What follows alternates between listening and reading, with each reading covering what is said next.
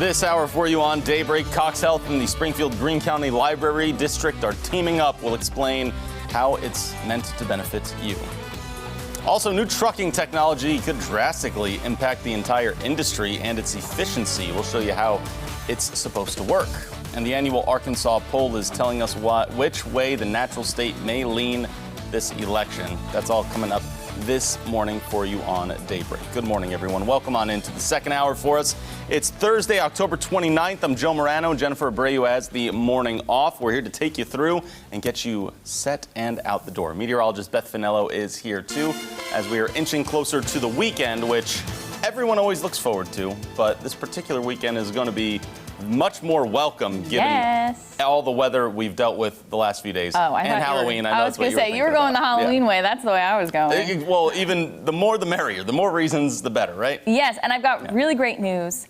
All treats and no tricks. Right. So that's good because since about Sunday or so, things have just, I don't know if we've seen the sun since then. I haven't seen the sun, and I can't wait to see it tomorrow. So here's what we're starting off with now. We've got shower chances. Not everybody is seeing rain this morning, but they will as you head through the day today. So you are going to need your rain jacket and your umbrella. You'll notice some yellows on the map. Those are those heavier pockets of rain. Wet roads right now in Branson. It's 46 degrees on a north wind at about 8 miles an hour. It's 45 in Springfield, 43 in Camdenton. So as you're eating your weather Wheaties this morning, it is going to be raining. We'll have those temperatures in the 40s. They'll start to drop back into the lower 40s and some upper 30s by lunchtime. I expect wet roads for the morning commute through lunchtime, and for some of us through dismissal and through the evening commute, especially off to the east. I gave today the grade of a D to about an F because it's not going to be that great. It's going to be cold. We'll have those shower chances. We'll have those temperatures in the 40s. You're going to need your rain jackets, your regular jackets. You're going to need to bundle up today. You'll need your umbrella. And of course, don't forget your mask, your phone, your keys, and your wallet as you're heading out the door. We've got that flood watch that does continue until 7 o'clock tonight as showers exit this afternoon. We do have a quiet pattern. We will start to dry out. We do need it. We've had a lot of rain. We'll start that tomorrow, and that continues into much of next week. And I've got your Halloween forecast as well as your weekend forecast coming up in 10 minutes.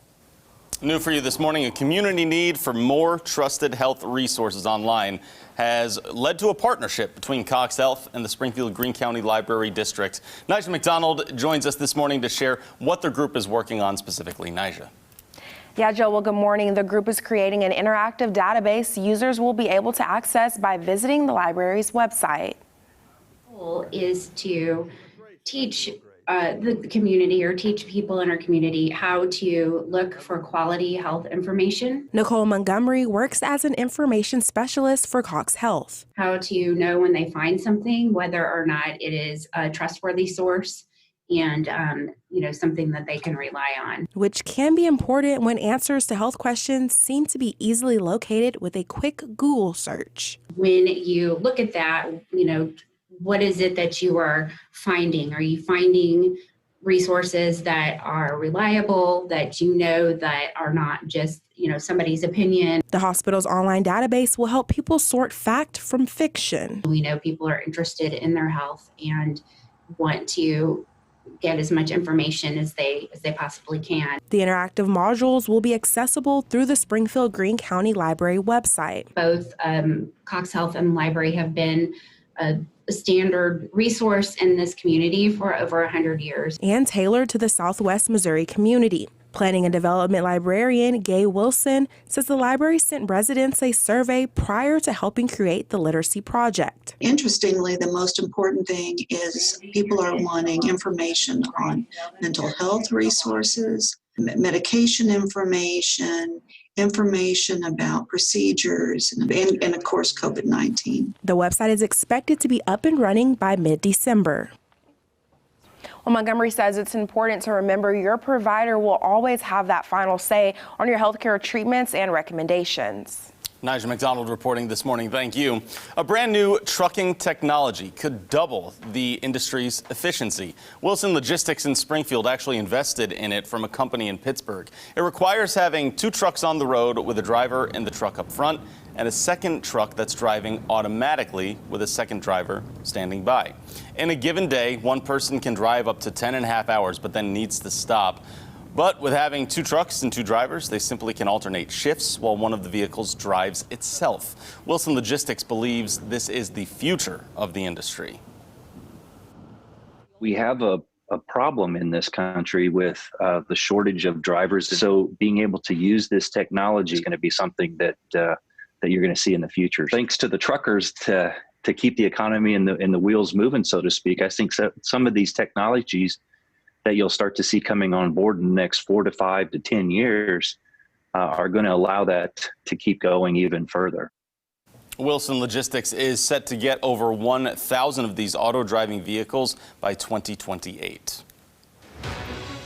Color 10 is your local election headquarters, and with so many people voting early this year, perhaps you may be wondering if you made a mistake on your absentee or mail-in ballot, can you go back and change that? There are 7 states where voters are allowed to do so, but neither Missouri nor Arkansas allows those changes to be made. Arkansas doesn't have a setup where you can come in and change your vote. Once your ballot has been cast, your ballot has been cast. Anyone who has requested an absentee ballot, but we've not received that absentee ballot yet, would be able to come to the polls and vote a provisional ballot. Now, the Arkansas poll tells us a lot about how voters in the natural state might lean as Tuesday gets closer. Andrew Epperson this morning tells us why the economy is near the top of their priorities and how the election could impact that.